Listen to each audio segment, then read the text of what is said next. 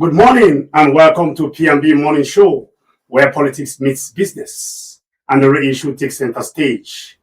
Today we are looking at two stories that define the state of the nation: true failure in the justice system and another very disturbing statement made by the Senate President of Nigeria.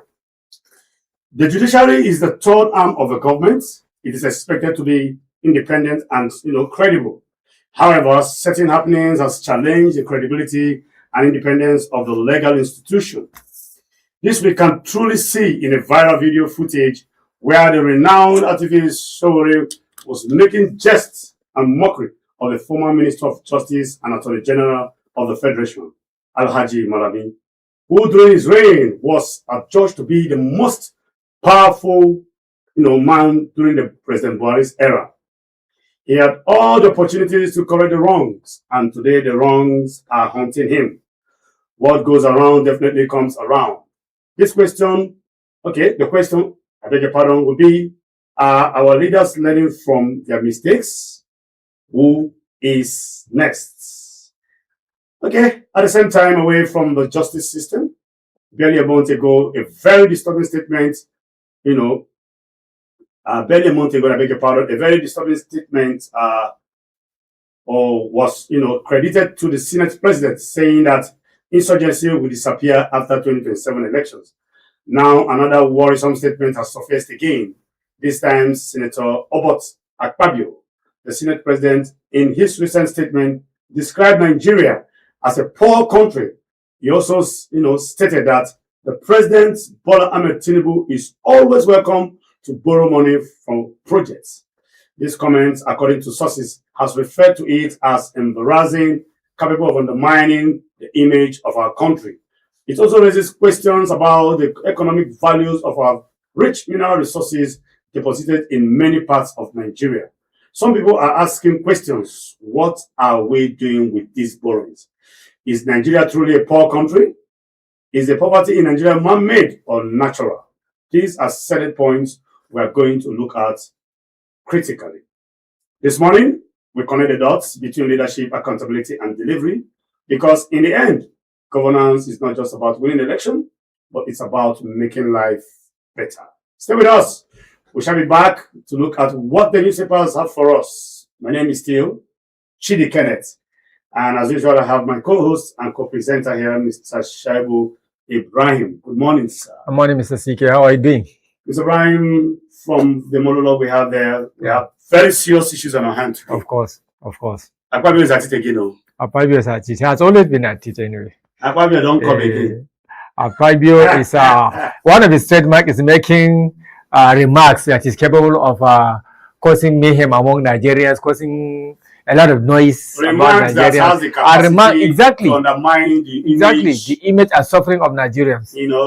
Calling Nigeria a poor country. Coming from a man that is number three citizen. Exactly. And then justifying the borrowings. Yes, people like us are no longer surprised whatever comes out comes out of Akpabio's mouth. Well, no matter how unpleasant it is, we are used to hearing unpleasant statements coming out of his mouth. And then again we have Mr. Malami, Raji Malami. Yes, the former. Yes, where we saw that he was being cajoled and mocked by Showore. Both of them met in court. Exactly. Showore was saying, "You can see now, the table don't turn against you." We're going to see the footage when the time comes. Yes. We're going to do that. But for today, let's go to the first business of the day. Yes. Which is the newspaper review. I'm sure we are not going to see any killings again. We are not hoping. We are not praying for so. But this is Nigeria. No, the only thing consistent. There are only two things that are consistent in the lives of Nigeria today. What is it? Killings due to insurgency and borrowings. These are the most consistent things in the lives of Nigerians now. And probably the third one, which is not as regular as the other two, is being subjected to excruciating taxes. These are the three most consistent things. Yes, all these three lead to poverty, of course. When you are consistently in the midst of violence and killings, development cannot excessive taxes kills the morale and the spending power of the poor. I just looked at my phone this morning and I found out that the little money in my account. Yes, just before we started the program, you say, Kai, you don't understand this irregular deduction from so. I don't understand the reason why that bank. I don't want to it's not just the bank. It's not just the bank. This there are funny little money I have in my account. Yes, a lot of funny taxes that we are subjected to be paid. Calculate how I'm going to manage it, and the next thing I saw huge deductions in the name of whatever transactions for the month. So don't even transfers and just and then when you transfer, if you transfer money that moment, you still deduct 15 naira, deduct this one, deduct that one. 25. Someone told me there are some languages that you have to attach everything again and still deduct again over 2,000 plus. What is it?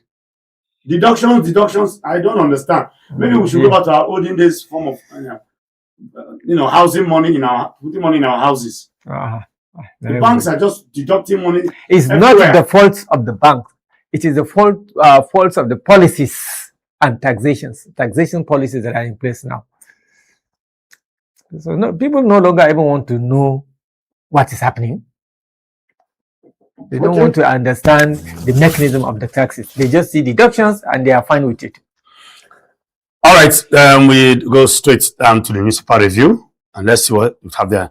All right, we shall be going on a short break now, and when we return, we'll dive straight into the newspaper review. This is P&B Morning Show here in the city of Abuja. Stay tuned. All right, welcome back to the P&B Morning Show here in the city of Abuja. My name is Tichidi Kenneth, and my brother here and uncle, Mr. Ibrahim Shaibu, is still in the studio with us. Mr. Shaibu. Yes. Newspaper review now. Of course.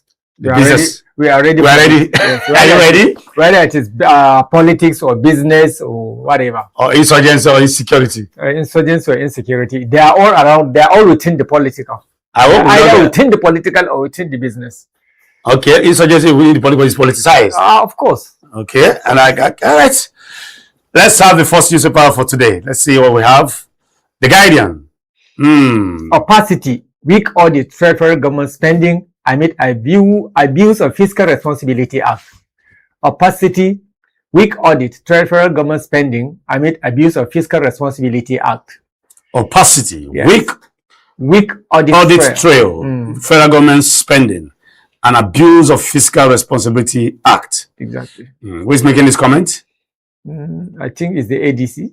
Okay. Yes. But you know what baffles me about statements like this is when we, like you said yesterday, when people are in power, exactly, they don't seem to see all these things. They don't.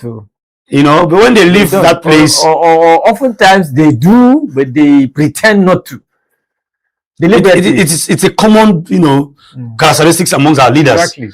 When they are in power, they don't seem to understand. They just act as though these issues are not there. But when they leave power, you begin to see all kinds of statements, and in the name of trying to offer credible opposition and check and balances in government. Honestly, and I don't understand why are you not seeing it? And that brings us to one of the issues we're going to talk about today. Of course, where we saw Malami. Somebody was telling Malami, you had the opportunity as the Attorney General to correct certain things in the legal, the institution, in the judiciary. You did not do it. Now, here you are. What goes around comes around. We're going to see that, and then we're going to talk deeply into that. ADC's 2027 prospect. Tita, as court delay raises fresh fears. ADC's 2027 prospect, Tita, as court delay raises fresh fears. So these court actions, like I tell you, that is why they are already reserving the judgment. Going out shopping, trying to test the waters. Is it PRP? Is it SDP? Is it any other party? Looking for an alternative, because any other opening. Exactly, any other opening they can fit into. One would be wondering why reserve the judgment. You see, Mr. Ibrahim, there's nobody that can convince me that the whole game going on here is just aimed at squashing opposition. Exactly. Even though the great majority of Nigerians have the same feelings with you, honestly speaking, because it's my own opinion. It's your own opinion. Yes, because I share in their opinion too, because this is a game of numbers. It's a game of let's have a level playing ground. Everybody should play and contest, and then who wins? We're seeing no, we're seeing a lot of things like no campaigning in 8 states, reserving of judgment. This one, a lot of issues aimed at what? Trying to, you know, bury opposition, and then honestly, at the end of the day, we're having one party system. Because if you look at the actors that are driving the opposition, the ADC as an opposition party, honestly, you are very sure that the ruling APC will not just fall and watch. That is the advantage they have of incumbency. They will use yes, of course, it's politics. It's politics. It's politics. Like I always tell you, everything is fair in war and love. Love. Exactly. Everything is fair in war and love. So whatever you do, in order to win, you will do it to win. So when we say opacity, weak audit trails federal government spending. Weak audit. Well, who is auditing the federal government? Is that what they are trying to tell us? An abuse of fiscal policies act. Is that what they are trying to tell us? No, you see, the federal government has audit department and audit under different ministry of budget and planning. Yes. So at least, but when all those auditing are not being done appropriately, you see a lot of leakages, you see a lot of unnecessary spending taking place that cannot be spent, and coupled with the amount of borrowing and lending they have been doing recently. So ADC is now, you know. So it is abusing the Fiscal Responsibility Act. Okay, we have Falake picks presidential ticket for Tinubu. Yes. Falake picks presidential ticket for Tinubu. At 100 million naira. 100 million naira. Yes. You know, like you said some days ago, that whoever picks the ticket for 100 million naira, are you sure the person is going there to serve? Well, we don't know. It's one of those questions, you know, people are, you know, a lot of people, a lot of Nigerians are asking that you know, the cost of buying, purchasing a ticket from the ruling party is way too much. It's way too much for, you know, for a person who is adjudged to be a servant. Yes. You know, and here we have Falake speaking a ticket for the presidential, for the president himself. I beg your pardon. Court orders MTN Airtel to resume airtime lending services. Court orders MTN Airtel to resume airtime lending services. I know this caption is very interesting for me because my producer is interested in that. Yes, orders MTN Airtel. I can see the producer is happy. You know, a lot of people were affected with the borrowings. You know, I was also affected. He's the one that's pointing to me. So the Nigerians want to borrow. Exactly. So you can see the borrowing thing is not just the likings to government. Exactly. Even Nigerians like to borrow. It's the government that taught Nigerians how to lend. Well, I'm not aware of that. So congratulations to Nigeria. There's a court order ordering the MTN and Airtel to resume the borrowing. Exactly. You know, that borrowing seems to be helpful. You know, and at some point, I was only up to 6,000 naira. Wow, I've never reached that level. I got to that level, but I think I've cleared it, and I'm using. But there's this staggered repayment plan MTN came out with. Okay. And when you recharge, they took 25 naira to service your debt. I thought they always do that. No, I think it was newly implemented now. Okay. I saw the message yesterday. Okay, that's nice. That's also flexible for those of us who are paid it to you across. So another interesting caption there: United Arab Emirates exit rattles OPEC as UN warns of worsening trade and food crisis. So UAE is one of the most active members of the OPEC. Yeah, so the exit is raising a lot of dust now. Exactly, and concerns, affect crude oil prices definitely. Well, we hope that will not. We hope talks will be initiated to stop that, because the UAE exiting the OPEC is a big blow. Who are you asking to stop them from doing that? Well, I say negotiations and diplomatic talks. Exactly. Because countries join that organization willingly. Nobody bamboozled anybody to join the organizations. Are you a citizen of UAE? No, I'm just telling you, because I think there was a time that one other strong country has exited.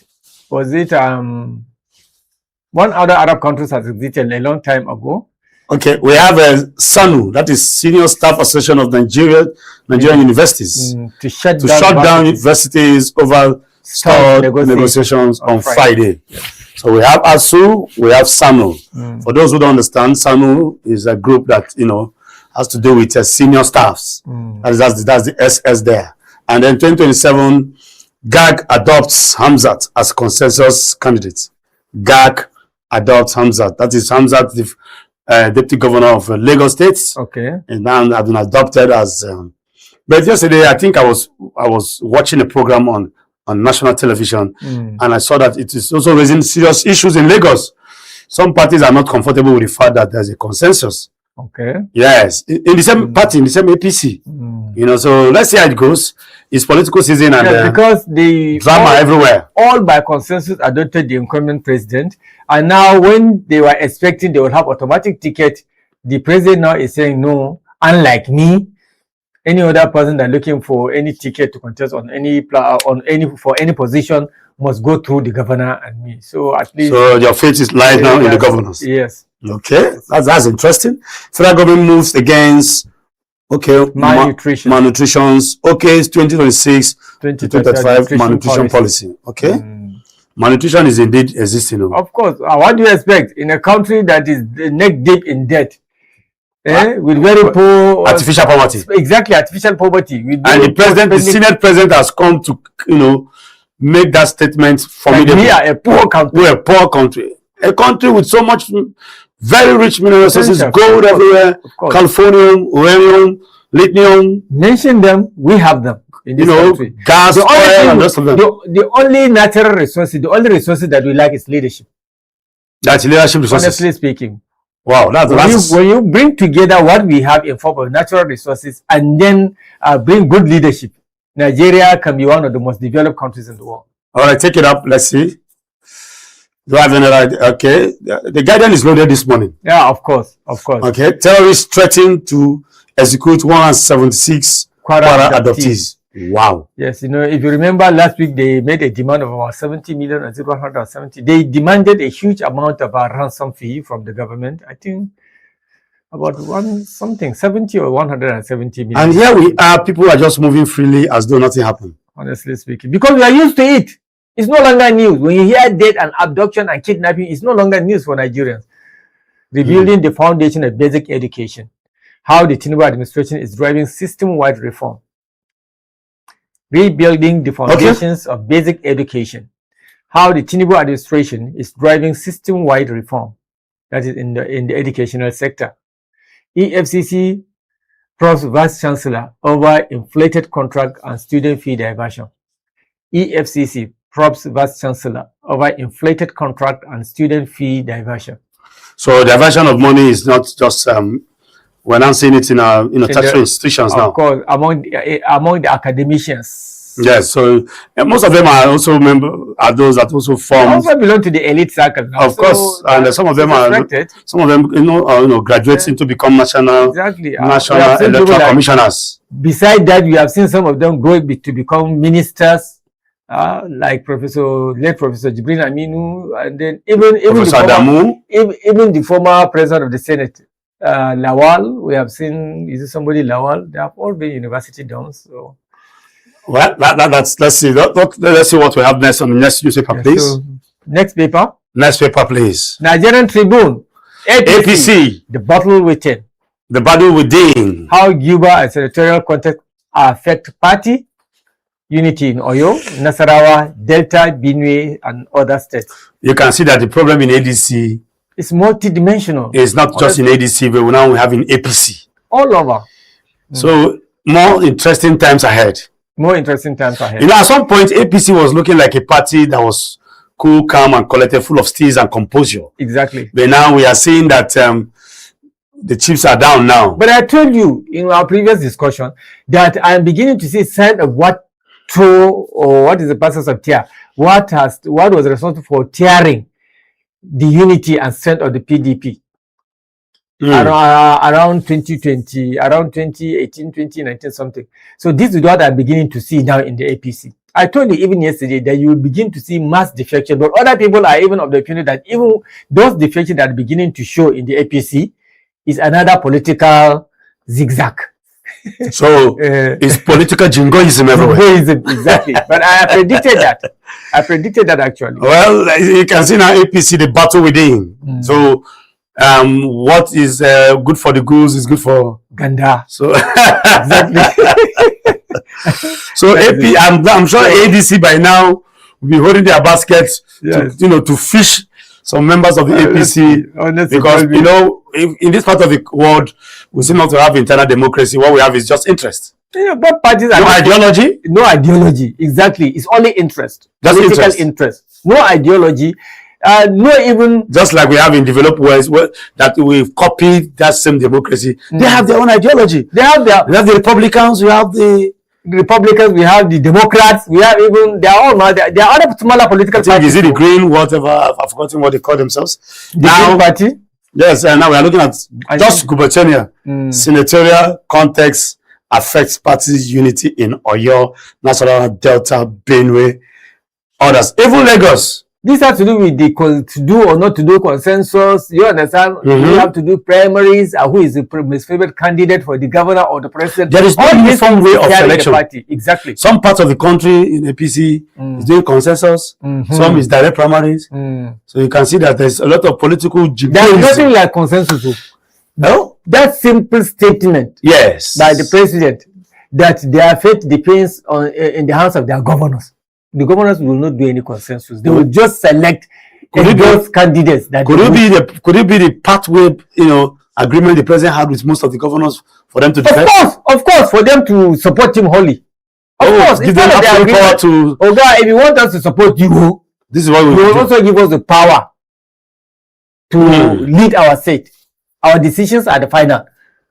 So the president has traded parts. Exactly, he can't work it out alone. He needs the support of the governors. So the governors will also have to make demands. This is politics for you. And the guy is a very shrewd and skillful politician. He knows what he wants and he knows how to get it. So he understands the business. But the mistake he is making, I don't have a mirror, but the mistake he's making is that in most, I don't know about the southern states, but in the northern states, the governors no longer hold the pieces. Governors no longer determine the direction of vote flow in the north. In most states of the north. And here we are, the reps approving $516.3 million fresh loan. Please be remembering to mention the dollar now. $1 million. Somebody will assume it is naira or something like that. And we are not talking about naira now. Exactly, dollars. When you translate that into naira, it runs up to trillions of naira. I'm telling you. So Mr. Shabu, you are owing more money. See, anytime you're making this statement, you are making me angry, please. They are owing it because God will not ask me that you are owing. When you are actually like you are owing so amount. No, they will ask the person that went to the World Bank and then borrowed those monies, not me. Okay, so we still have a repeated caption here where Lagos GAC endorses Hamzat. And you see, that is what we were just talking about, different formats in different states. Exactly. And let's see how it goes. It's political season. Political season. And like we said, political jingle is. Faleke picks forms for Tinubu. Of course. Daniel obtained governorship and senatorial forms. And then their fate lies in the hands of the governors. Exactly. The fact that they want to pick the form shows they have already been blessed by the governors. Oh, so before you pick the form. Do you know where the forms are right now? No. The forms are not with the set offices of the party. They are in the hands of the governors. Wow. So it's going to dangle it like... It is in the hands of the governor. So the governor is going to dangle it like this. Exactly. So if you come and I don't like you, I will say no form for you, my guy. No form for you. So you have or I will sell for different people, but I know who I'm going to bless. Exactly.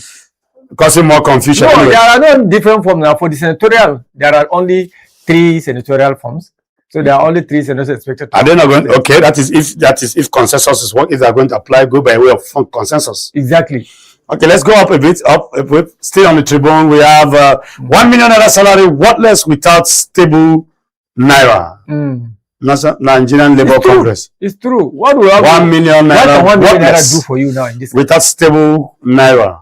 What can 1 million naira do? The same NLC, Joe Ajoro led NLC, to be very honest and fair, in my own opinion. It's a very weak label. Yeah, I have not felt their impact. Honestly speaking. They keep threatening to labor union. They keep making so much noise about going on any form of strike. In fact, as yesterday, somebody was asking me. They too have been politicized now. Somebody was asking me, do you see NLC? Not much has been heard from them. Because I don't know watching what is going on in Nigeria. Every aspect of Nigerian life is being politicized. It has been corrupted. It has been allegedly. UAE to exit OPEC from May 1. UAE, United Arab Emirates, to exit OPEC from May 1. Now look at another wonderful caption here. ADC fingers APC in PRP's sudden leadership crisis. You can see that while ADC is warming up some to go to allegedly, or is being rumored to, you know, to fall in love with PRP. Exactly. Then crisis have already started. Exactly. So anywhere ADC, they won't give them breathing space. I told you, because it's natural. I don't blame them here.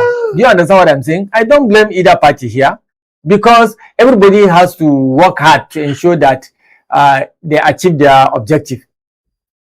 Honestly speaking, they will not fold their arms and just see power slip out of their hands. So wherever ADC steps their foot, APC is there. Is allegedly to be. Probably it's already there. It's already ahead. Exactly. To ensure that. Exactly. Well, this is becoming peace, to ensure that there's no peace. This calculation and this permutation is becoming too suspicious. If at the end of the day ADC decides to move to PRP, and then there again we begin to see fresh problem, then it is clear that somebody somewhere does not want opposition. Exactly. We don't need a rocket scientist to tell us that anymore. But they can wriggle out of this so easily. The ADC can wriggle out. How do you think? How are they going to achieve that? If the ADC, yes, by law, does not win their cases in law, with the court of law, and then they cannot field candidates for the various position, I will advise them to even join the PRP, even if there is crisis in the PRP, for as long as the PRP is registered. Do you understand? The ADC is equally registered. What I'm telling you, ADC is equally registered. But there are court judgments that disallow them from fielding candidates for now. The ADC is not the same in the PRP. We don't know the nature of the problem with the PRP. Exactly. We don't know how cumbersome it is. We don't know how sensitive it is. We are just hearing it is being rumored. Fingers. That is why they say fingers APC is, you know, sudden leadership, sudden. So you can see that wherever you go, there is a planted crisis everywhere. Just day before yesterday, the same court has cleared all PRP cases. But right here, I'm reading the party right CGN 6 quick judgment delivery. The thing is that Nigerians are just looking to choose any party apart from the ruling party. Like I tell you, it's no longer a competition. It's no longer election between APC and any other party. It's not no longer election between two parties. Exactly. It's between Nigerians and APC. That is what I'm telling you. Are you saying that Nigerians are tired? Of course. Are you not tired? No, be honest and frank. Of course I am tired. Of course you are. I am personally. Of course you are. I am tired of the situation. So I have vehicles that I can't drive. 7 out of every 10 Nigerians are the whole idea of buying a car situation. is defeated as far as I'm concerned. I have a car I cannot drive. So the ruling party is aware of that. That is why they will not allow this strength of character of people molded together. Anybody who wants to find out what to be tired should visit my house. You will see my car parked there. Allow me to make this point. The APC is aware of this fact. That is why they will not allow this conglomerate of Nigerian political stronghold people to have a platform to field candidates. Because they know once these people field candidates in whatever party, whether it is PhD or MSc party. Somebody say even whether if it is birthday party. Even if it is a birthday party, for as long as they are together, I'm telling you, Nigerians will go and vote that party. That is why they will never allow them. Nigerians are so creative. Somebody said if the whole members in ADC move to a birthday party, go to a birthday party, that birthday party will win today. I'm telling you. So the ruling party is aware of that. That is why wherever they go, they will follow them. They will make sure that they don't have, and then you cannot field candidate unless you have a platform to field them.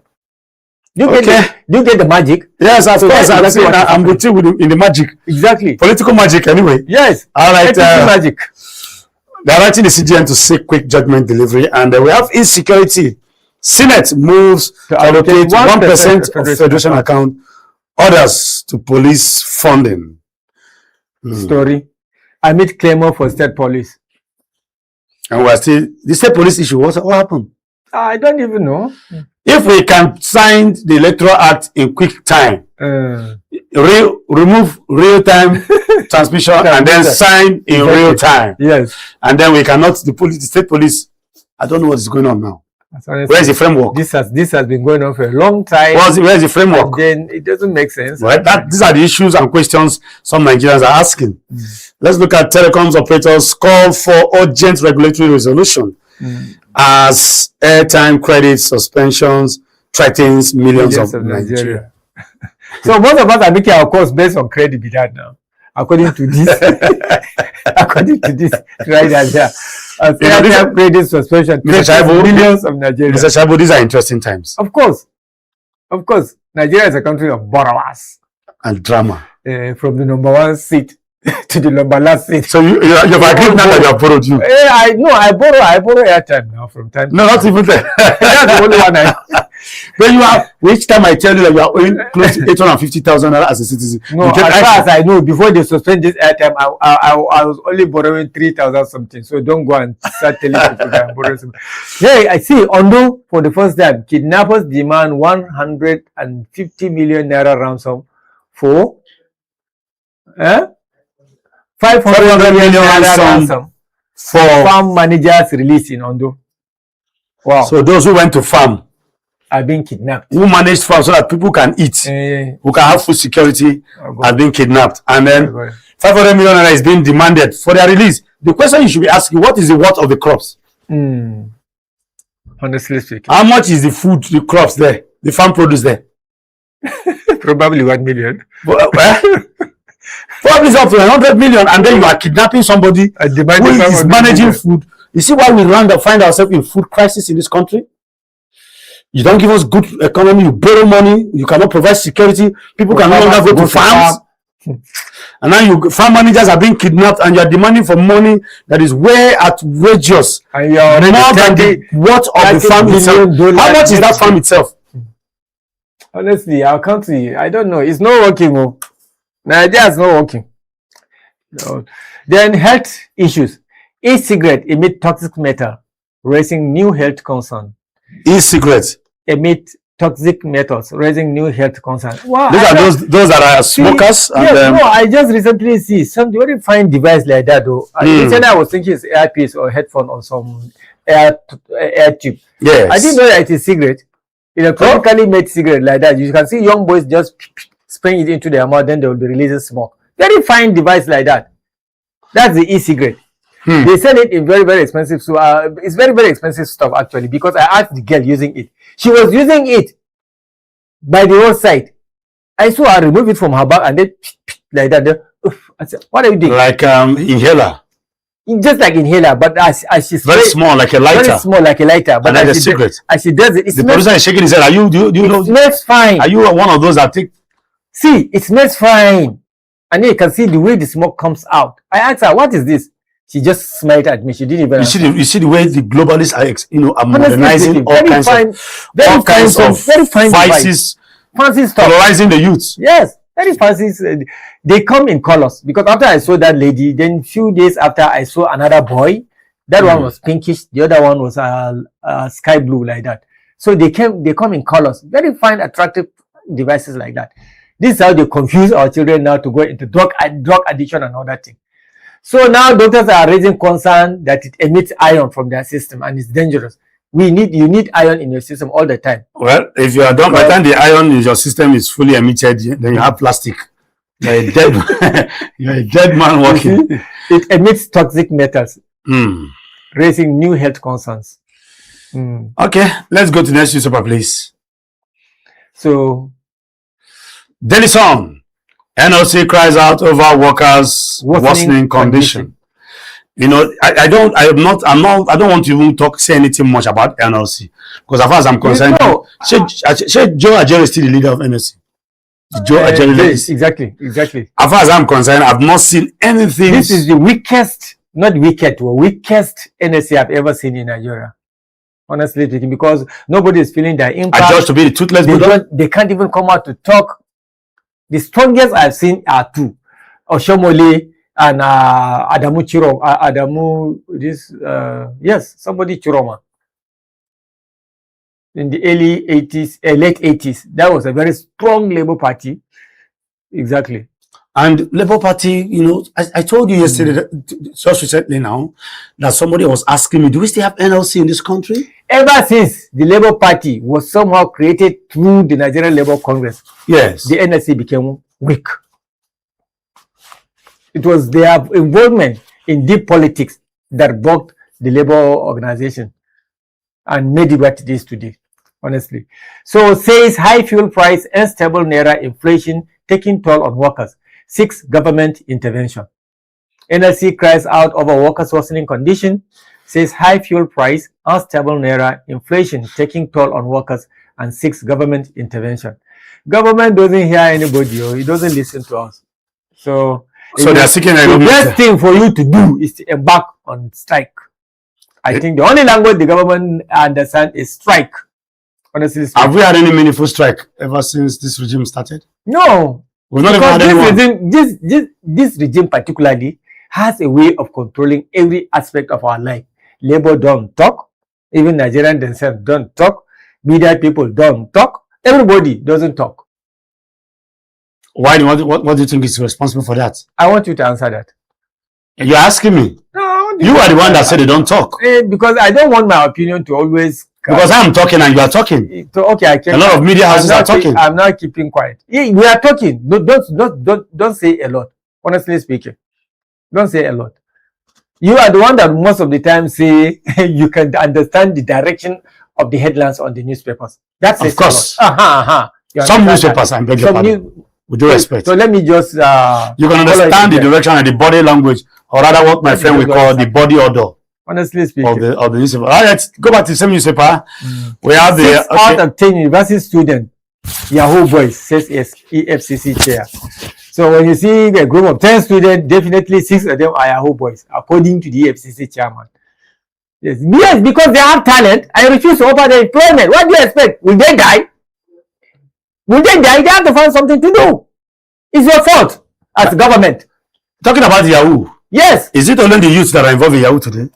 Let's just go. If you borrow money and you don't use it the way you're supposed to use it, to better the life of the citizens, you are also committing Yahoo. Exactly. It's Yahoo now. It's Yahoo. Anybody who borrows money, so far we and the person cannot account for that money, and the person cannot spend it effectively. It's another form of Yahoo. Any governor or any minister that takes government money is also committing Yahoo. Of course. We should stop this idea of, labeling young people as Yahoo fraudsters. Fraudulent practices and criminality is not likened to young people alone. And I'm saying this with every sense of humility and authority. Criminality is cuts across all spheres of life. If you are in government office and you are stealing government money, you are worse than the Yahoo boy. Am I correct, sir? Very so, very much so. Because your own is based on trust. You have been trusted to be in that position and you're breaking the trust. To public funds. Exactly. And if in the first place, after borrowing, so far we are already $30 billion net deep in debt. And that debt does not translate to improving the welfare and life of the citizens, particularly the youth, who constitute greater part of the population of this country. They are talented. For you to be able to become a Yahoo boy, you have to be... And they are not engaged. Of course, you have to be genius. Some of them are graduates. They said out of university students. Some of them are undergraduates still. Then you don't create enabling environment for them to thrive. What do you expect? What do you expect? However, we are not holding brief for them. We are not support. Of course, no. We are not support. Exactly. But we want them to also see how they contributed to that meanness. So it's a spillover effect from the top. Of course, yes. Systemic failures. Of course, yes. That degenerated into all these forms of Because their parents are poor, some of these universities have to resort to a lot of ways for them to be able to pay their tuition fees. Do you get what I'm saying? Yeah. So as much as what they are doing is very, very bad, and we are not encouraging it, but the government on her side too must look at to find out why are those students engaged in this crime. The reasons are not far-fetched. They are not far-fetched. Government have not yet created the enabling environment for them to thrive. Then again, I think I need to go back to this issue of the NLC crying out, workers' worsening condition. I think they've been too quiet, and then this whole situation has gotten to well. At first, when the subsidy was removed and the economy was biting, I was expecting NLC to react Exactly. At some point, they threatened several times to go on strike, to embark on a strike. We never saw anything. But from that statement in itself, it shows that the NLC is not even ready. This is not the normal way the Nigerian Labour Congress speaks. They always speak as form of threat that if you don't do this, we are going to do this. Exactly. But now they are crying. They are not crying. This is not the pattern of their language before now. Okay, let's move on. We have court affirms FCC PC powers to what? To probe medical negligence. This is very key. A lot of medical negligence had led to loss of life. Exactly. You know, as in the prime past, I am not telling you stories. I have witnessed it myself. Wow. I have witnessed it. I was there. It happened in one of the most respected medical centers here in Abuja here. I saw it. Just recently, we saw a girl that just died over just a mere snake bite. That story that went viral. Then a few months ago, a woman was operated in Kano and they forget either a C-cell or a scissors in her belly. That led to her death. So these are the issues. The surgeon performed surgery on her and they forgot one of the instruments inside of her, which led to her death. I think in Kano or something like that. Okay, take it up a bit. Let's see what. Okay, what's other alleged $65,000 fraud. I don't have personal contact with contractor, says Senator Kingibe. Alleged $65,000 fraud. I don't have personal contact with contractor, says Kingibe. I think they are referring to a little drama around FCT senator. I was even going to ask from a very careful question. I've not seen any strong APC member being dragged on the front of the newspaper over alleged fraud. Apart from Badiru yesterday we had. I've not seen, but I don't know why Kingibe now. You know, so before now we had where there was an alleged case of 100 million naira contract scam. Now we are seeing 65,000 fraud, and she said, "I don't have personal contact with contracts," says Senator Kingibe. Well, it's political season. Exactly. A lot of drama unfolding, and we have reps. Deputy Speaker Kalu urges law school to dismiss petitions seeking withdrawal of his certificate. Reps Deputy Speaker Kalu urges law school to dismiss petitions seeking withdrawal of his certificate. Okay. So I think there are some nasty thing going on. Yes. Regarding scheming, maybe backdoor scheming and the rest of them. Exactly. Regarding I know there's a story between Kalu and Uzo Kalu. Okay. His godfather. The former governor of Abia State. Both of them were, and his boy being the current deputy speaker, the same Kalu, who was at some point was the local government chairman in Abia State, was made the House of Rep member, and then Kalu, and we were meant to understand that the former governor of Abia State, Uzo Kalu, was instrumental to him become where he is today. Okay. And now he's not just falling apart. And what's the problem? The problem is who is going to be the leader of APC in Abia State. Okay. That is the story we heard, and let's see how that plays out. It's political season. Godfathers and godsons are going to fight a lot now. We'll see a lot of that coming. 2027, I will contest, win, says Tinubu, picks APC form. I will contest, win, says Tinubu, picks APC form. So now the issue of whether Tinubu is going to contest or not is now clear. There was already no question about that. He has not come out to say. There's a question about the winning, but there's no question about him contesting actually. But the body language is clear that he's going to contest. That is, yeah, of course. But he said if he's coming back to contest for the second time, and if he has not given us electricity, we should not vote him.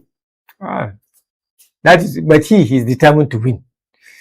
Yes, we are not sure about that, but we are sure that he's the one to contest in the APC. I will contest, win, says Tinubu, picks APC. Well, the issue of contesting is civic rights and it's constitutional right to do that. But the issue of winning is in the hands of God. Remains to be seen. In the hands of God and in the hands of Nigerians. Well, God is interested in the affairs No, of God men. will not come to cast election for you now. I don't want to go. God is interested in the affairs of It's men. in the house of God and in the house of Nigerians. So do you Okay. have any other paper? Any other paper, please? Daily Independent. Daily Independent. Experts point structural rots. Grants. Graft Okay. in Grants. power sector Okay. In collapse. power sector collapse. Okay. Expert point structural rot. Graft in power sector collapse. Of course. If you want to find out the structural rot, you can. This is one industry that's never stable in Nigeria, and that is why you are always living in darkness.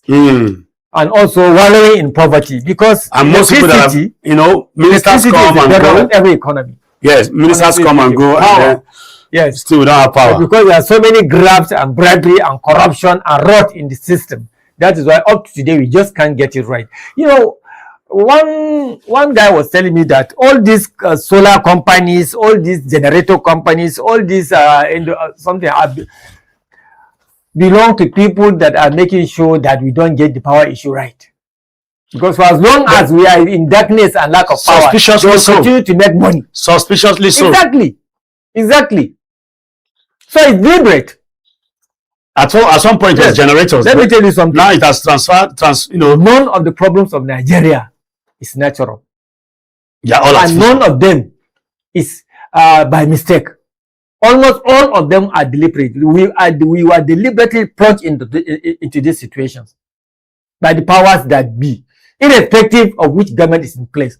Even if another new government comes into being today, they will still do the same thing. The only difference is that which one is worse. But for me, as far as I'm concerned, honestly speaking, I've never experienced a very harsh and difficult. I have never seen Nigerians being faced with very difficult life situations as it is now, as it is today. Look at our tertiary institutions, private universities everywhere. Across sector, in every sector. Look at our government secondary schools. Is it the public sector? We have private schools everywhere now. Is it the aviation?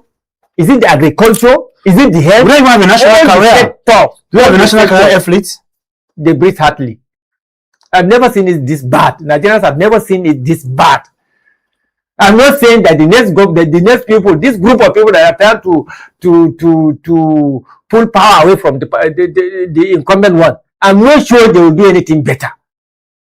Do you understand? Politicians, Nigerian politicians, like I always say, are Nigerian politicians. They are the dirtiest globally. Honestly speaking, they have nothing in their mind that has to do with the welfare of their citizens. Okay, the Vanguard. ADC, PRP, blowhards. Yeah.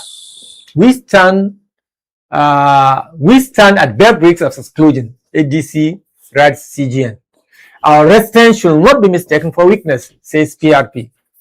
We stand at grave risk of exclusion. ADC, right. That's just what I told you a few minutes ago. Because they may not be able to fill candidates. Because there are a lot of legal crises around them.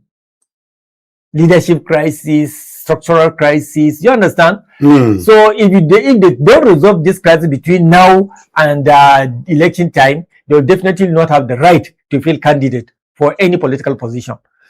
That is why they are now looking at the option whether to join PRP. And then already because the hand raising are in the world, the ruling party is already aware of it. That is why you begin to see crisis even in the PRP. Do you understand the game? Okay, I think we have an advertorial here. One Dangote is not enough. Yes, we need to see more of the Dangotes, particularly in the oil sector. Sujimoto's birthday. Since we cannot do our refineries by ourselves. Sparks national debate. So one Dangote is not enough. Tinubu picks up. But there's another one coming now. There's this one other guy, Dangote's cousin. What do you call it? Abdul Samad. Boa is also has reached advanced stage in the establishing his own refinery too.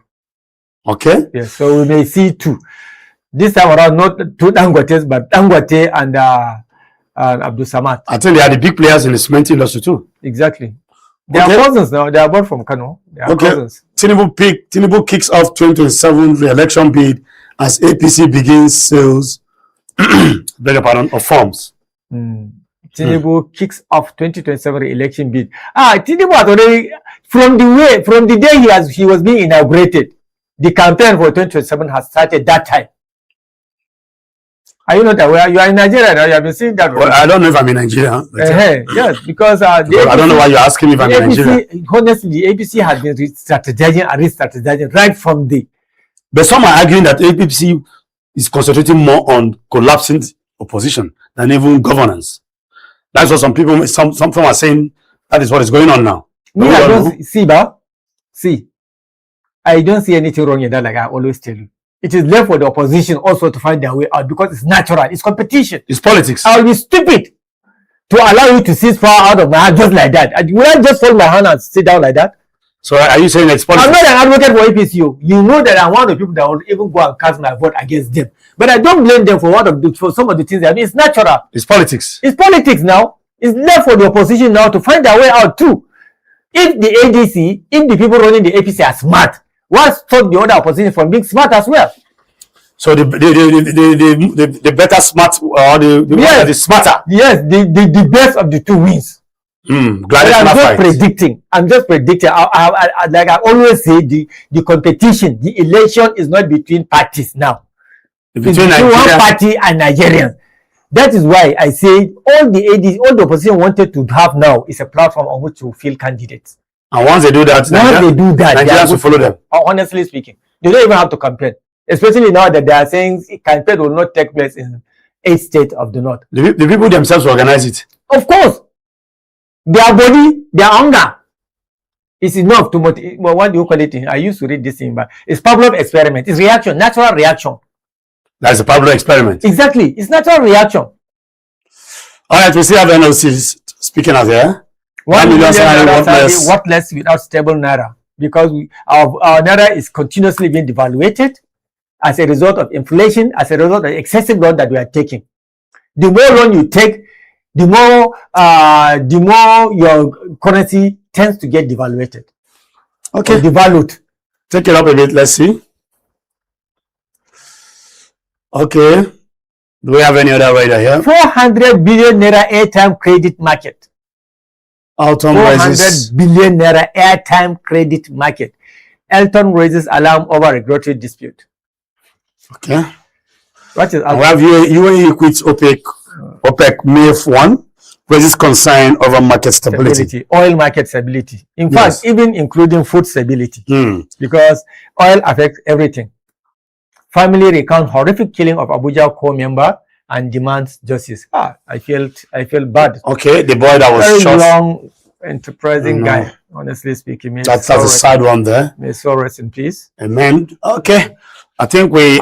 This shows how negligent our security officials can be, because it's not common. It's not okay to be seeing a lot of military personnel in our communities. The military should be restricted to their barracks. What takes a soldier to a community of people, an armed person for that matter? If it were to be a police, it would have been little understandable, because the police are the security agents that have to do with civil matters. Why a soldier in a community, armed one for that matter? We'll find out if he was officially deployed. This shows how unorganized we are as a country in itself. Okay, time is on our side. Let's see. We have. Let this one be our last one. 2027 election. Tinubu FEC big weeks. Peak forms. GAC back Hamzat. Okay. Presidency counters Northwest. Presidency counters Northwest neglect. Claim list ongoing project. Presidency counters Northwest neglect claims and list ongoing projects in the Northwest. As election is around the corner, as the Northwest has the largest number of votes. So, can we see the last one?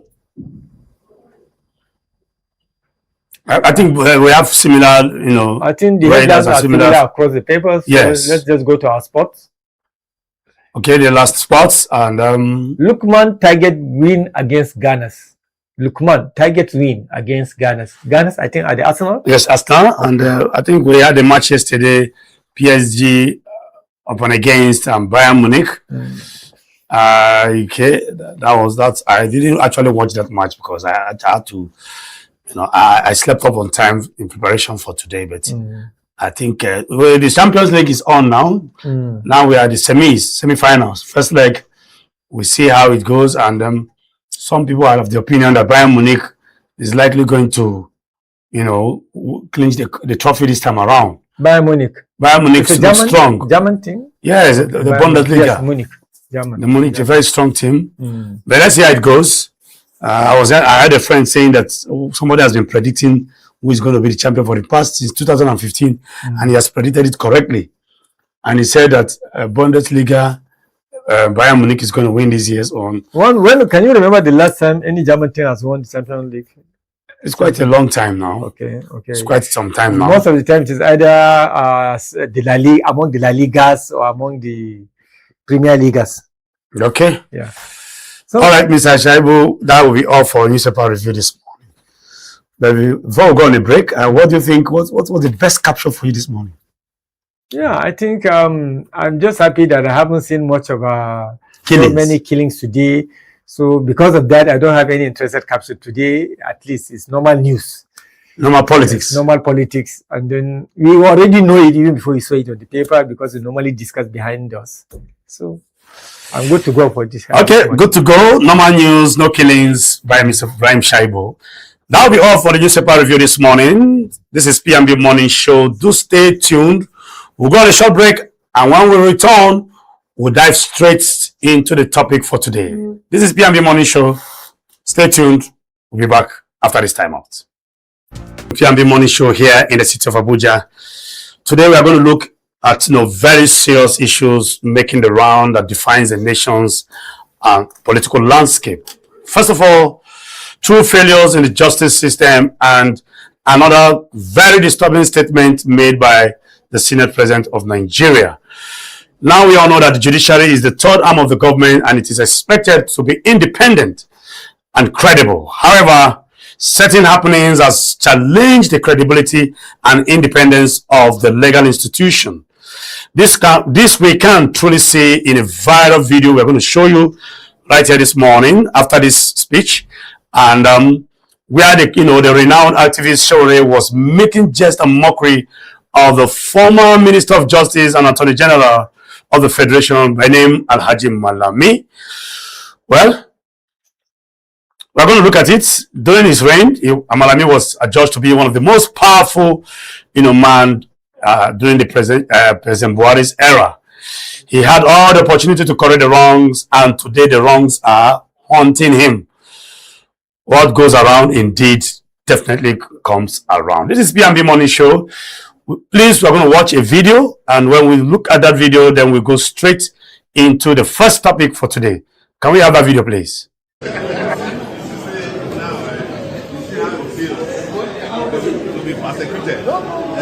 When you did for Babangida Buhari that time, so treason,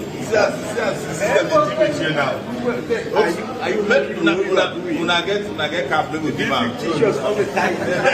Let's give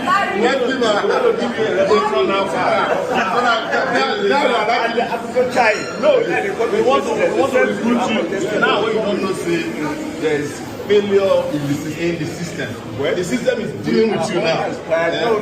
I won't give you my cap. This is the revolution. I'm not taking your cap. I have my own cap. Okay. But at least I'm glad that you are strong. Yes. You see those days I can never be down as far as Nigeria is concerned. When I come court, we are telling me, say, this thing will end in disgrace. Yes. You see it. We are now all on the same side. Your oppressors, we are now accused. Even your oppressors suppressing him now. Yes. Tomorrow, they will still. But the table has its own way of life. But are you out of prison now? You go from home. But I know they see you for AGC anymore. They say maybe not talk. No. I had been attended. I am telling you. Okay. Only that I couldn't attend the Ibadan summit. But then when I have some other court matters that I had to attend. Yeah, but I will keep attending. And I remain strong. And no, that's why I called you now. You want me to be part of the even now, even yourself. I will establish mine. As far as the Nigeria project is concerned, We have that's why we're telling you when people were with Buhari, say this is our country. Yes, that no matter how powerful you people are, we will never succumb. Very powerful. Yes, and we are raising you to tomorrow. Yeah. And I'm glad that you have gone through your own vicissitudes of life. Yeah. The table keeps turning, and we will keep sitting back. At least your own table don't turn now. Turn our side. We are together now. All right, that was Showore having making jest and mockery of Alhaji Malami, the former Attorney General and Minister of Justice. You can hear him saying that your table don't turn now. Then when we were telling you to correct the wrongs in the system, you refused to hearken. Now the system is haunting you, and we're together now, Mr. Before we continue, we have in the studio here one of our own, an in-house analyst by name, Mickey. Mickey, good morning. Morning. It's a pleasure to be here with you. Pleasure too. And Mr. Ibrahim Shaibu, my wonderful uncle and co-host. Good morning too. And a regular face. And a regular face. On the platform. And for the first time, I think we're having a feminine face on the morning show. Is that also? Blessed am I amongst men. Wow. Welcome, Mickey. Thank you, Mickey. Okay. Now, both of you've seen the video, and I'm going to now, try to find out your thoughts on this video. Let me start with Mr. Shaibu Ibrahim before I go to Mickey. Oh. Mr. Ibrahim, Malami, the table has turned. Exactly. The table has turned. But I don't want to use the word mockery as you said, Showore mocking Malami. I think he was rather reminding him of the right steps he should have taken when he was the Attorney General and Minister of Justice. Because this is what politicians do in this country. They will aspire to a position, they will achieve that position, and then they will try to see the wrongs in policies and even legislation, and they will fail to correct it until they leave the place. Then the policy or the legislation will now begin to work against them. This is exactly what is happening to Malami. But this doesn't happen to Malami alone. We see this also happen recently. There is need for the Reform Act, certain provisions of the Reform Act to be considered and amended by at least by the National Assembly. Then this call was made by one barrister Igini to the chairman of INEC that look, take care of this particular act. And the INEC chairman seems not to be responding for now. Exactly, because INEC should have known that those acts have been there in the Reform Act because it is the Bible of the INEC. And because it is the Bible for them, they should have been aware that there are those particular provisions, Section 83, Section 63, Section 187, Section 182. Okay. Your attention has been thrown to it. And this is supposed to be a Bible for your mandate. And you deliberately ignore the court. I see the same thing happening to. Wait a minute. I see the same thing happening to Amobitan, just like it happened to Malami. Okay, that's what you're emphasizing. Exactly. The issue there is, before I get to you, Mickey, is that those in power fail to understand that power is transient. Exactly. This is the point I'm trying to make. Power is transient. It can be your turn today. And there's this rhetoric, or I don't know what to call it or how to describe it. People, when they're out of power, presidents and past presidents, they begin to make some statements that you begin to wonder, were they not saying these things when they were in power? The sad thing is that as Showore was reminding Malami, I don't want to use the word mockery. I can't say. For me, that's making just as he was reminding Malami. Yes. The issue, I just made a flashpoint to that two particular situation where somebody was calling for reformation of certain parts of the constitutions, particularly as regard the judiciary. Okay. Some people that were not aware of that, I don't blame them. For me, I remember he made this call several times. You understand? Because he was in and out of the court several times himself. So he was questioning the legality of his arrest at one time. Because as a Nigerian, he is entitled to his fundamental freedom of making certain statements for which he was arrested in the past. So you understand? Okay. And this was been in place. Malami ignored them because at that time he was comfortably enjoying the. He was adjudged to be one of the most powerful men. Exactly. Or powerful men, rather. Exactly. So today, the same system that he refused to correct. He refused to correct when he had the chance to correct them. Is not eating deep into his private life. So he's not benefiting from it. Exactly. He even have gubernatorial candidate ambition, but he cannot be able to realize that gubernatorial candidate because of this system, these things that he refused to correct when he was there. All right, let me go to Mickey now. Mickey, what goes around comes around. Do you believe in that? This is a clear-cut example because, you know, in 2019, when Omoyele Sowore tried to contest for the presidency and lost, he later on in the year called for a revolution. He just called for a protest, which was called Revolution Now. But it was a general protest, and he has been very strident. He has been very consistent in maintaining that his protest should be non-violent. But surprisingly, it was picked up by the federal government, picked up by the DSS, whisked from Lagos, where he called for the protest. Overnight, traveled by land, you know, which is rather unsafe in the night, over to Abuja, and locked up for almost 5 months in solitary confinement. So you can see he was dehumanized. Exactly. He was unlawfully arrested. He kept on, trying to challenge this arrest in court, and the court found it unlawful and granted him bail.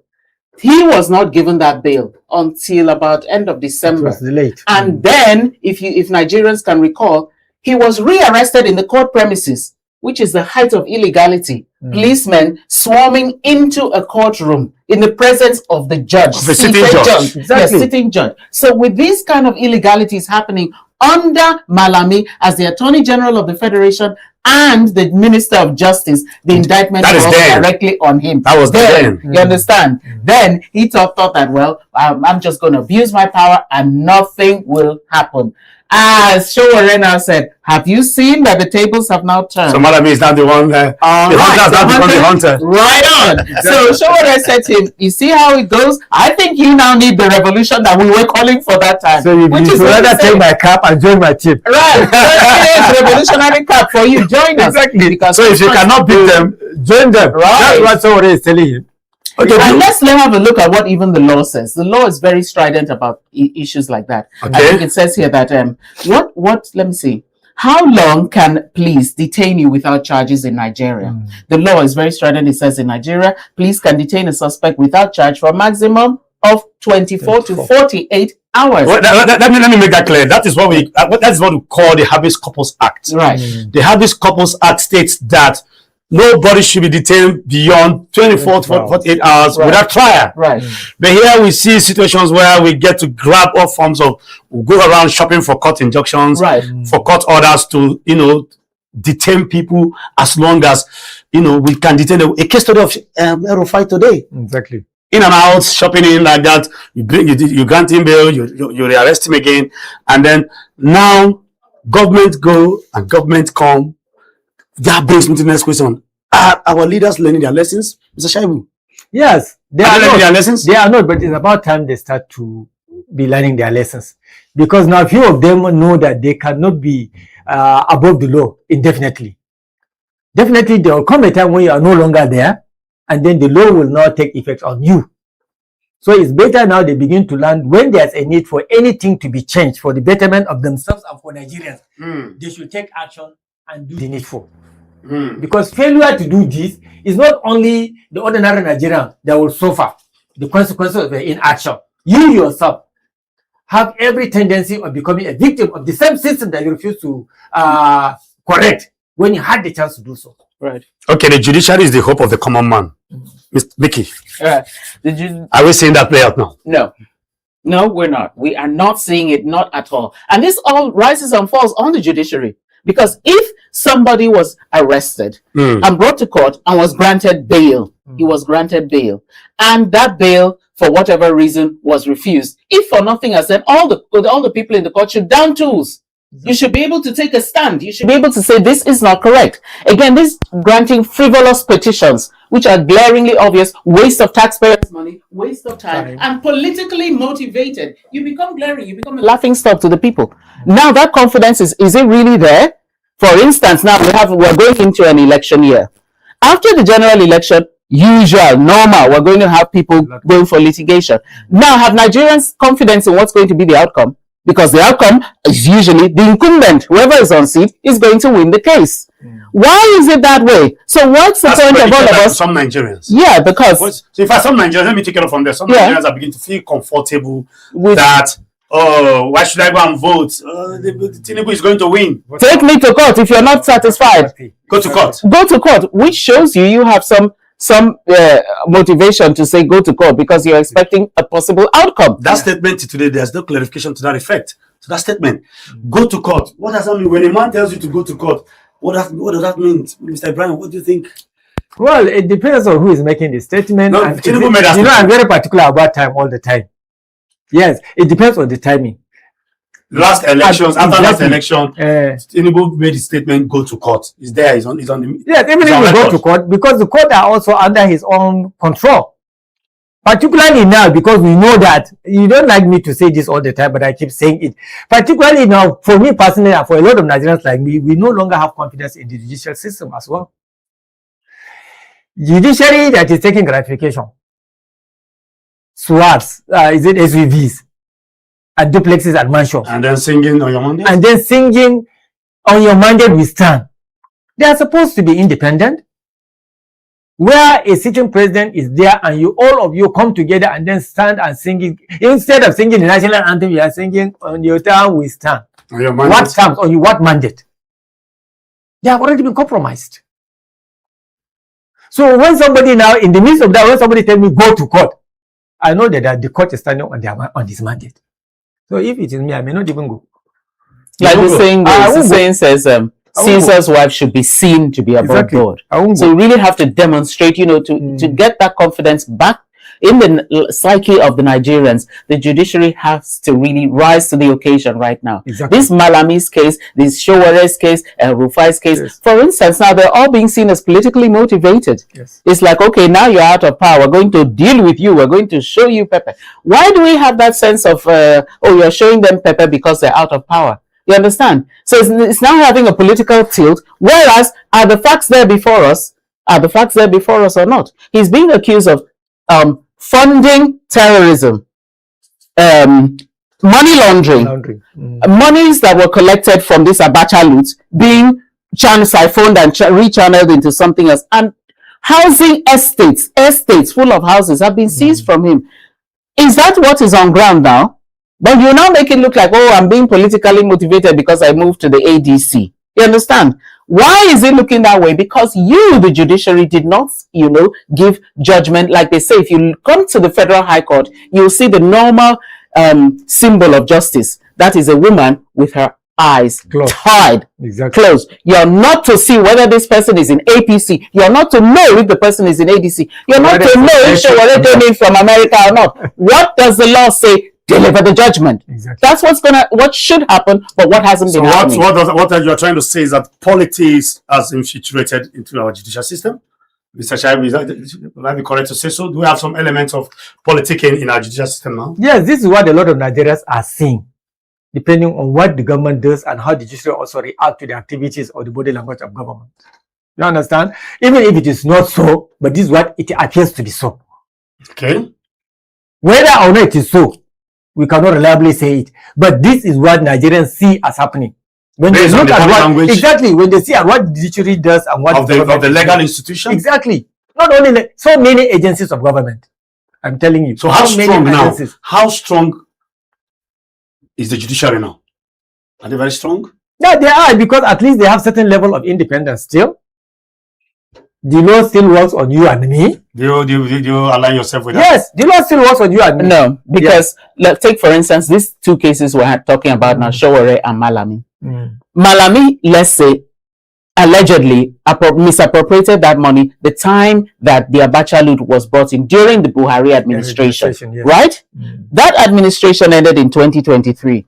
Why is it December 2025 to now 2026? You now want to, the DSS is suddenly arresting him over that. If it had been immediately May 30th, maybe when the immunity ended, then I would have said, okay, you're going after him because of the looting. But now that he has joined ADC, now that he has declared that he wants to contest for the governorship. On the opposition party. In an opposition party. Suddenly becomes a criminal. Yeah, so that is why what I'm saying, the judiciary now is now looking like, why didn't you notice all this time? Or why did the DSS, particularly this DSS that seems to be going after people, and it seems your timing now seems politically motivated. Exactly. So that's how it would appear, you understand, to a Nigerian now wouldn't want to know, did he really grab all these estates? Did they find all this money in his account? He was asked, he said, oh, my friends dashed them to me. And wow, I need friends like that. That would dash my account with huge sums of foreign currency. So, oh, my friends dashed it to me.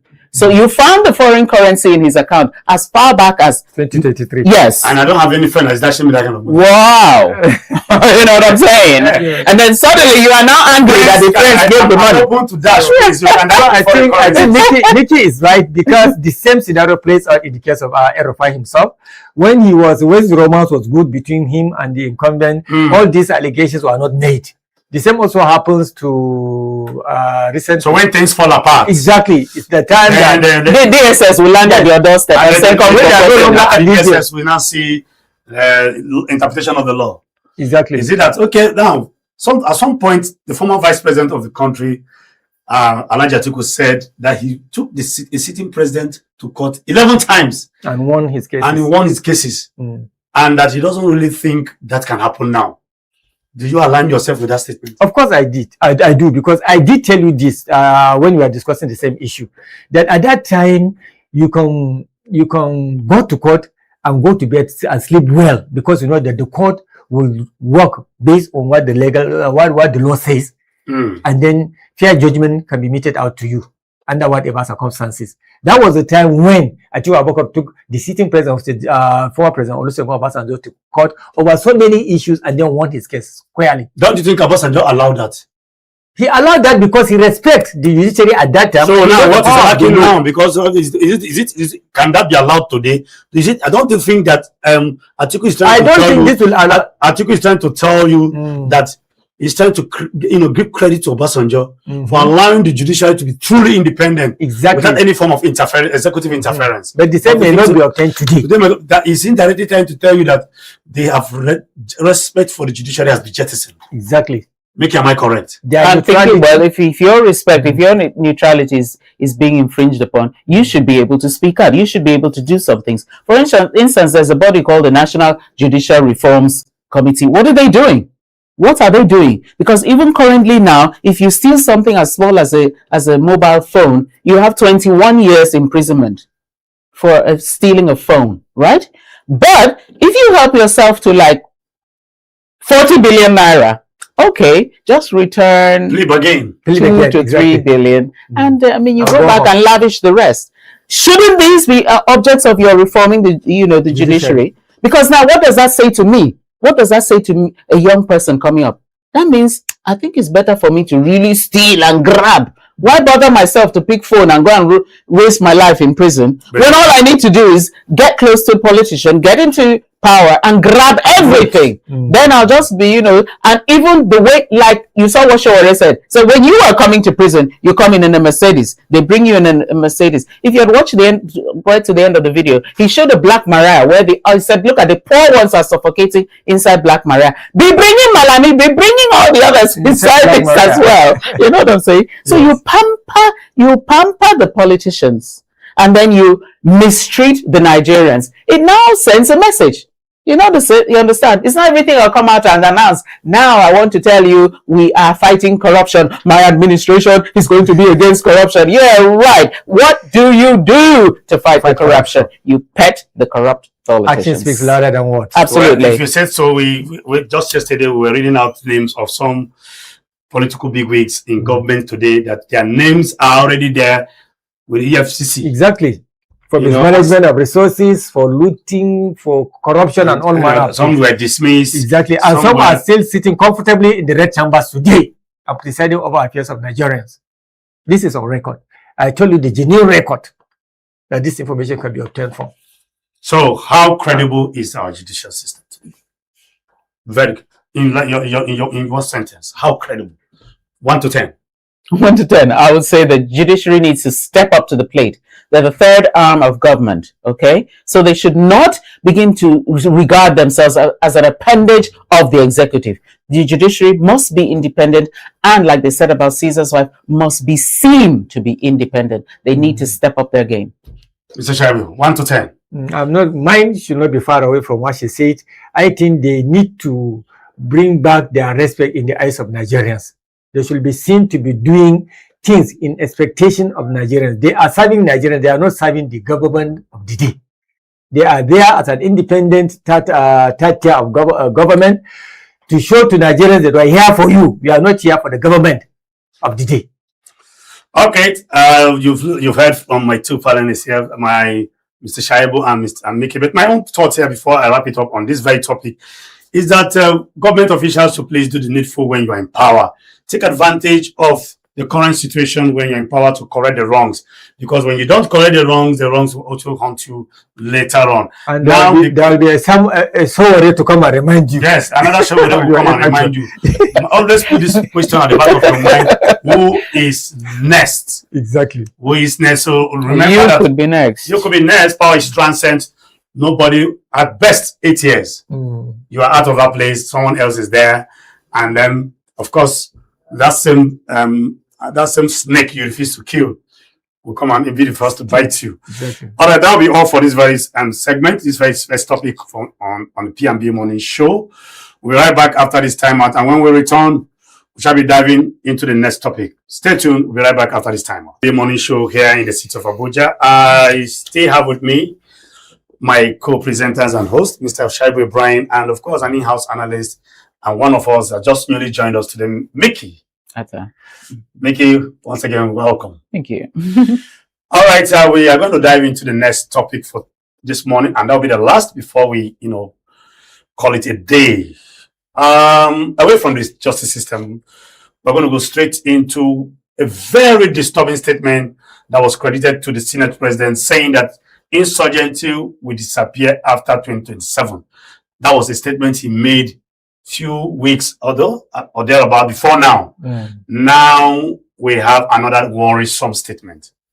Again, what is it? This time the Senate President Akpabio, the Senate President, in recent statements described Nigeria as a poor country.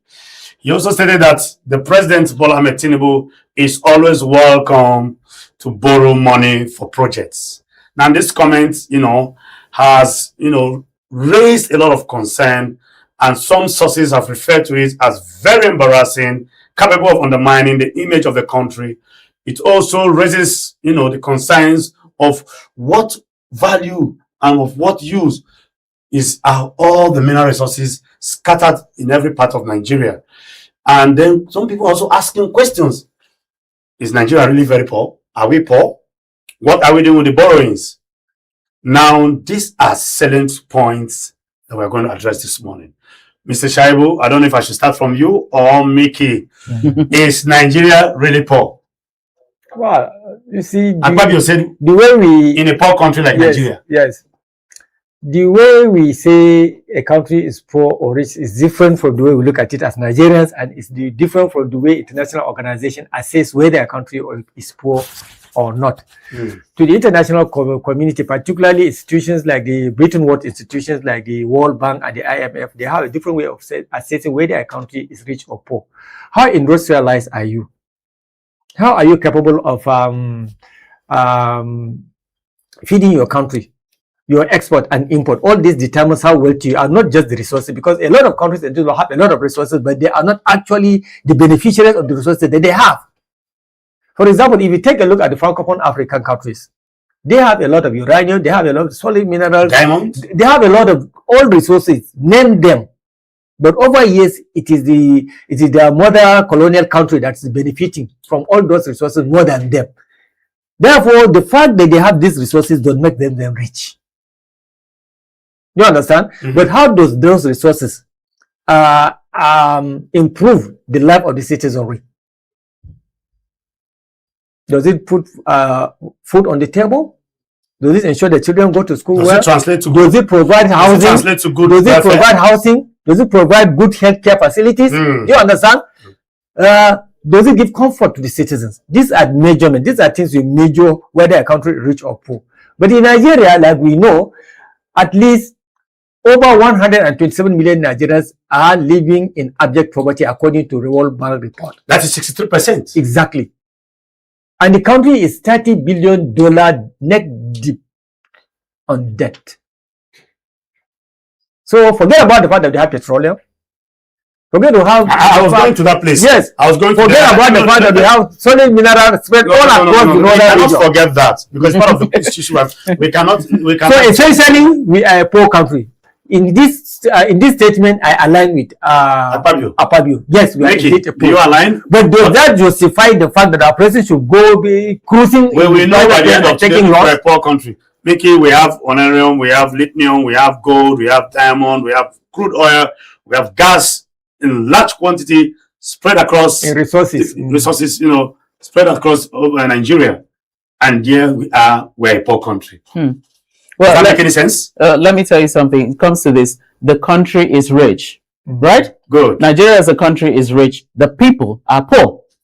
That's where the crux of it lies. But particularly this statement by Nigeria's Senate President is really, really I find it a little bit self-serving. Not for anything else, but the fact that every time the World Bank releases these figures, government officials now counter it. They insist, oh no, that's not the situation. Oh no, now you can say our GDP is going to GDP, that, the other. So every time they release them, you say, no, that's not the situation. Oh, Nigeria is doing very well. Our inflation rate is now 0. All indices are, don't they always do that? But now, you say, please, we need another loan. Oh, we are poor. We are dead. We are finished. We are so poor. We need this money. We need the. Why are you being so two-faced? So you're only poor when you want to grab these loans. And the second thing about loans, I have no problems whatsoever with government borrowing money. I have no problems with it. Here are where my problems lie. The other loan you took, what was the money used for? You understand? We're going to get to that. Okay. Then the second thing is, if you have. What is the repayment plan? It's a loan. It's not a grant. It's not a dash. Like the other Malami said, his friends dash him huge sums of foreign currency, right? It's not a dash of huge sums. You're now going I'm waiting for somebody to push me. I tell you, I could give you my account number. I could give you my account number. Please push in those dollars into that account. Okay, now Nigeria wants to get this money as a loan. My second issue will be, what is the repayment plan? Because it cannot be that you have an 8-year term and you're borrowing so much money that you're mortgaging the lives of the children to come. And at the end of the day, back to the first question, what was the other money used for? You understand? If you were even going to mortgage my future, but you built beautiful schools and universities, I already know that, yes, that future is already going to come up. In the course of time, these people may be able to be productive too. But where you borrow all this money and all I see are brand new SUV bulletproof Jeeps for government officials. All I see is, you would also see there was a report on the Esther Code, the amount being spent in billions to send government officials on international travels and tours. What was the result of the travel and the tour? I have not come across the first. Let the first foreign investor come into this studio and sit down and say, I'm the investor who has brought in this amount. Okay, Nigeria. So what are you using it for? A statement credited to such high-profile government official upwards. God's will. Number 3 most powerful man in Nigeria. What does that, what does it tell on our image as a country? And if a normal citizen says that, it could be seen to be maybe as a result of paying one or two reaction. Please let me answer it. From the Senate President, what do you think? Don't you see it? It has the power to undermine the image of Nigeria in front of the international community. And not just that, undermine and ridicule. Because by the time you are going before the international community for the loan, guess what? You're going to come in with a delegation of like 21 people. And they're like, all these people are coming here for a loan. I'm telling you. Then you come in wearing the most expensive watch and you came in on a private jet. Notice David Cameron, other British citizens say, one time I flew, even Nigerians have told me they flew on a flight once with David Cameron the time he was the prime minister. So the person you are going to beg and borrow the money from uses a normal airline. Thank you. You come in a presidential jet with a fleet of like 30 government officials. Wow. And I say, oh, you know, we need all this money. We want to get this loan. So the person who is going to give you the loan is just watching, you know, to see how you're going to manage the money and, quote, mismanage the money. And your appearance alone has even spent the money. Thank you. Exactly. So that's what I'm saying. So now it becomes ridiculous. Honestly, Mr. Shaibu. Yes, it's embarrassing because since we want to agree here that we are a rich country, then if we are rich, we have no business going out clapping hands and borrowing huge amount of money that does not even translate to the life of the citizen. We still have very poor health facilities in Nigeria because up to today, the politicians themselves don't treat themselves here in Nigeria. They always go to hospitals abroad. Their children go to schools abroad. And they're being attended to by Nigerian doctors abroad. Exactly. Irony. The brain has to spill now. The brain has to drain because the environment has not been made conducive for their operations. You understand? They have the knowledge, they have the technical know-how, they have the skills, but they do not have the environment to prosper, the environment to practice. So the brain has to drain out of the country. Their children go to foreign schools, they go to foreign hospitals, they go to foreign countries for holidays, but they keep borrowing. Right now, I think right now I have it on record here. From 2003, we were 87.4 trillion naira in debt, but today, as at the end of 2025, we are 159 trillion naira in debt. And just recently, the Senate has approved another $163 million in the name of building 516 million naira in the name of construction. Dollars. Constructing to control road, express road from Sokoto to Badagry. Is it even realizable? We are talking about 1,000 kilometers. Then what about the other road that have been under construction for more than 10 years now? Kaduna. Apart from this eastern what the one that East-West road. Apart from that, tell me one major road federal government project that have been completed. Tell me just one. East-West road is not completed. The one that is closer to completion is the one between Kano to Kaduna. That is about 90-something% complete.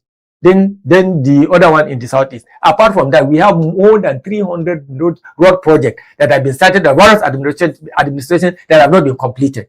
And now you are telling us that they are going to borrow another money just for one particular project. Okay, hundreds of millions of dollars.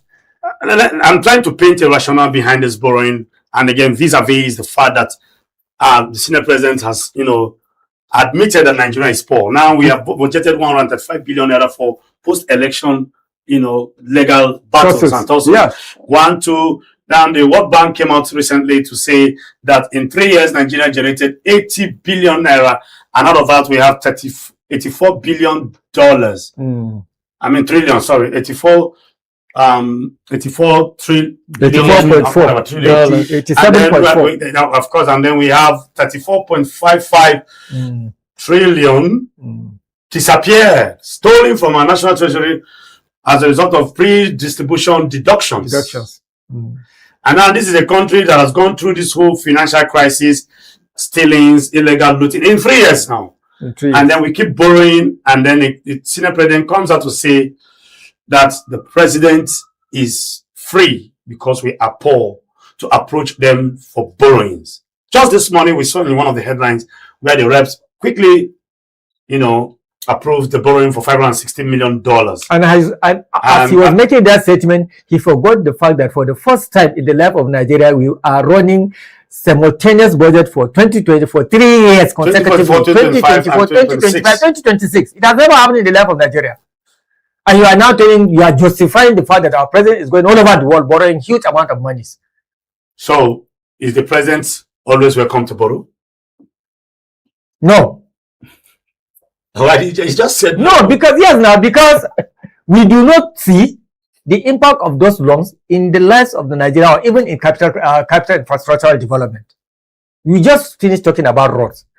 Out of over 200 road projects that have been approved and even partly been paid for, some wholly, none apart from those two have been completed.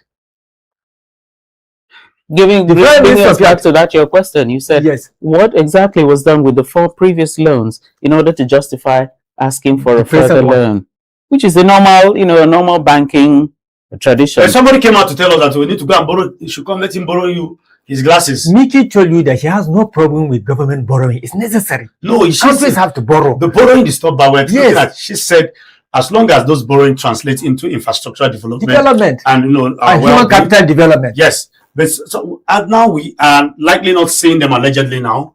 I don't think I've seen anything. We are more or less. I have seen the bulletproof jeeps fleet. I have not seen government presence in my life. I provide my water, exactly. I provide my solar light and everything, and then you are telling me somebody's borrowing money. Now the question that brings me to the question: what this borrowing that we are borrowing? What do you think needs to be done? Because right now we saw the statistics that an average Nigerian is owing 724,000 naira per citizen. That was before this new $516 million. So by the time we borrow this $516 million, Mr. Shaibu, Mickey, and myself, we should be earning about 850,000 naira each. Pass it to our grandchildren.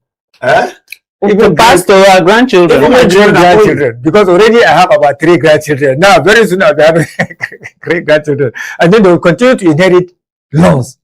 They did not eat. Loans taken by very irresponsible governments. Because all our previous government have been taking loans.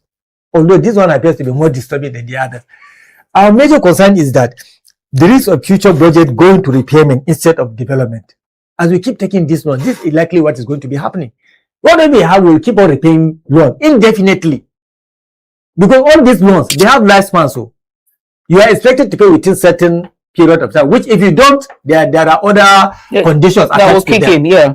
You have something to say about that? Yeah. So that's what he's saying, that exactly. It comes to the second question. What is the repayment plan for the loans? Because they're not dashes, they're not grants. They're not free. They're not free mini plans in terms of interest rates. Because what's going to happen next is that you're going to be doing debt servicing, debt restructuring, debt servicing, debt restructuring. Then with little groundnut left for you to take care of 200 million citizens. So these are some of the things that have to be thought out carefully. Even not just come around, we are poor. No, come around, we are poor. No, what have you put in place in such a way that such and such? Let's give an example of this. There's a Calabar Lagos coastal highway, right? Exactly. As at now, only 30% completion. So calculate 30% for 3.5 years. 30% is going to outlast the current administration. But you've already borrowed the money for it. Who's going to repay it? Calculate now at the rate of 30% now at almost 4 years lifespan. Then add another 4 years, it will be 60%. You've collected the loan. So who's going to pay for its completion and repayment back? You are now asking for more money to start on another road project. How can that be a priority right now? No, let the people in Sokoto remain there. They don't want to go to Lagos. Don't bother to make such a road. Think about the repayment plan for the open that's on ground already. Okay, now we are seeing, big trillions of naira looted by government officials, billions of naira mismanaged also. Looted, not just even mismanaged means you actually spent it, but you spent wrongly. We're talking of looting, outright looting. Billions and trillions of naira found in private pockets and accounts of well-meaning Nigerians. Now, with all these monies, do we still need to borrow? Can't we recover these monies if we are to address corruption? Because borrowing, for me, the borrowing monies idea in Nigeria is like a man going to the river to fetch water with a basket. You fetch the water, and what happens? It spills over. Everything will leak and then go back to the water. Now, when people go to borrow money and allegedly bring it back to the country, and then government officials still loot the same money and put it in a private account. So, what do you think needs to be done? Do you see corruption as one of the biggest monster fighting against this borrowing? Because you say there's nothing bad in borrowing. Of course. But borrowing to steal it There's no country that doesn't borrow, because governance is a big issue. Do you understand? Running account, you may not know because you are not there. I understand. The borrowing is there. But the corruption, if we can borrow, no matter what amount of money we borrow, if we can utilize that money to invest in it, so that we'll be able to pay our loans and then still provide the necessary enabling environment for our country to thrive. Good health facilities that can bring in money, tourism, do you understand? Improve our educational sector so that we'll be producing very, very enterprising Nigerians, those who can take the responsibility of repayment even after we are long gone. There's no problem in that, particularly because, like my sister here said, we are already rich. I agree we are rich, but let's have the banks that can use our resources to create more money for us. Even when we borrow, let that what we borrow translate into improving our own economy and our own human capital development. Our own infrastructural development. Let's digress a bit. What do we make about government officials?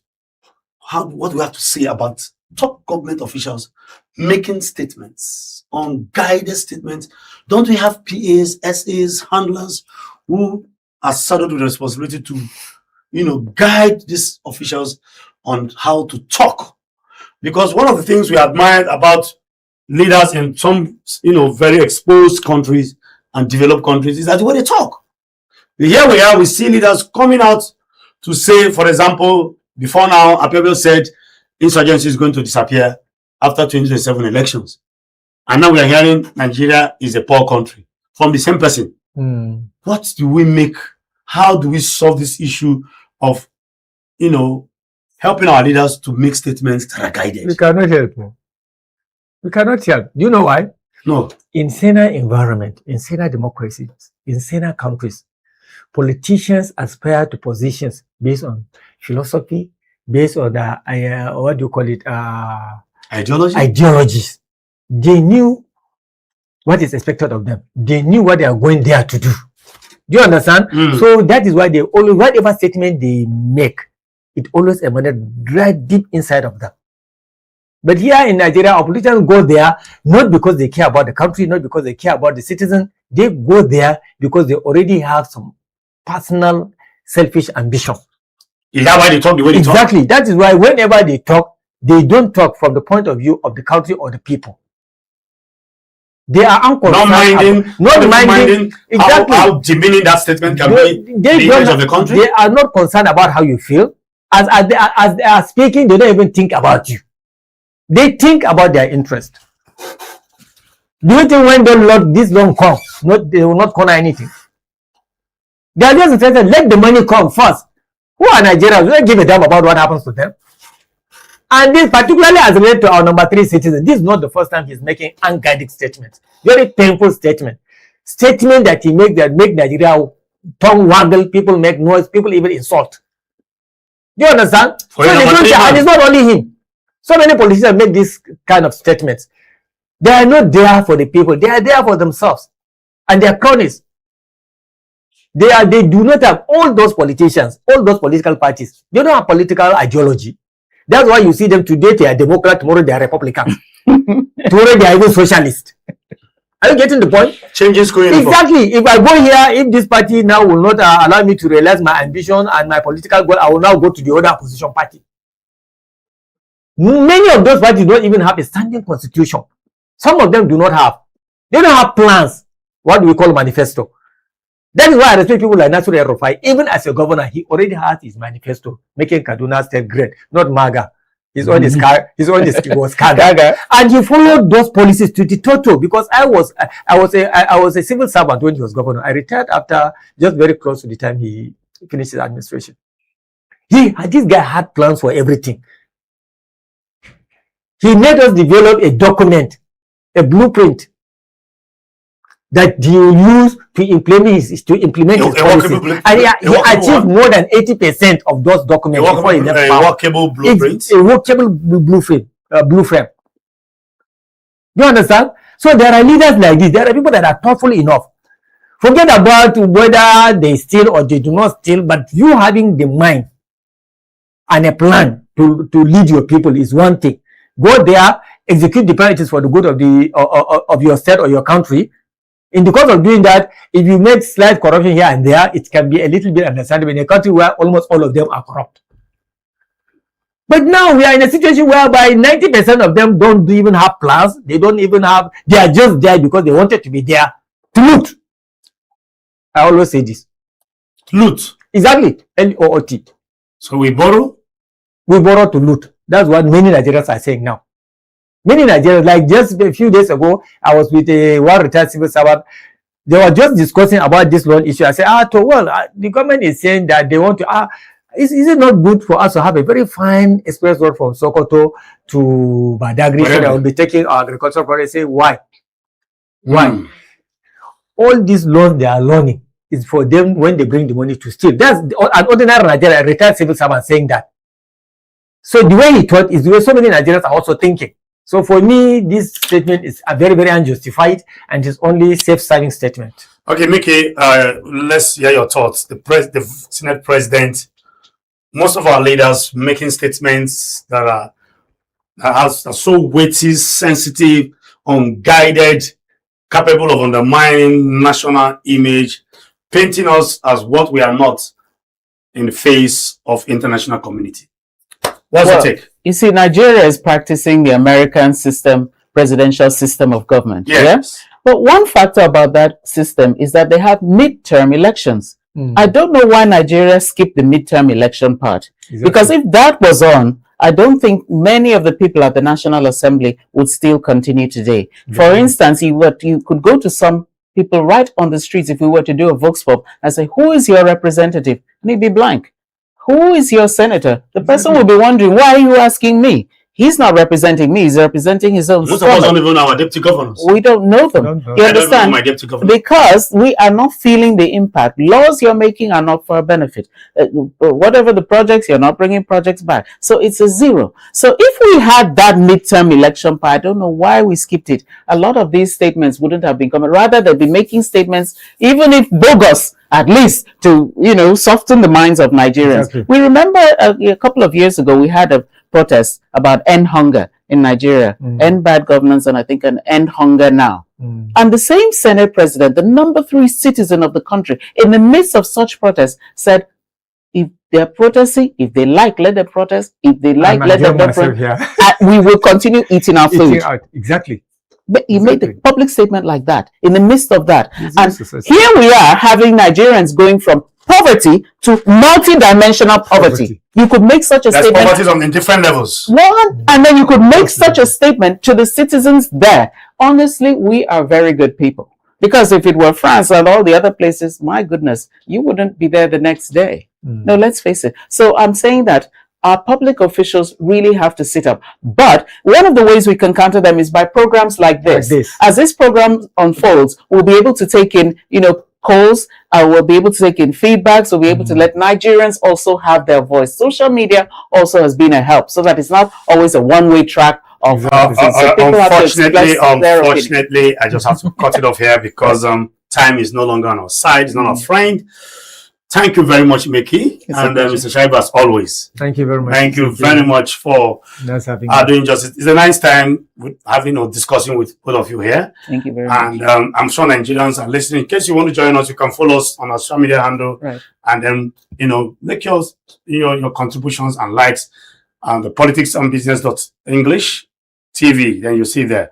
For now, we're going to call it a day. Thank you very much. This is P&B Morning Show here in the city of Abuja. My name is still Chidi Kenneth. Do have a wonderful day ahead. Thank you and God bless you.